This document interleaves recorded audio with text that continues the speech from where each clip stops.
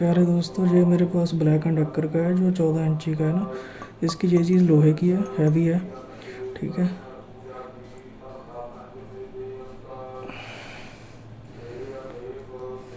ये चीज़ देख सकते हो आप लोग। इस पे इस तरफ सिलिकॉन तो नहीं है, शायद उसके अंदर होगी। देख लीजिए, ये मतलब लोहे का है, प्रॉपर इसमें नंबरिंग की हुई है, क्वालिटी हाई है इसकी। पसंद आया मेरे को। इसमें लोहा सॉरी तांबा भी ज़्यादा लगा हुआ है, इसको कॉपर बाइंडिंग अच्छी है। थोड़ा सा देख लीजिए इसको, पसंद आया मेरे को, अच्छी चीज़ है। बाकी आप देख लो, ठीक है। क्वालिटी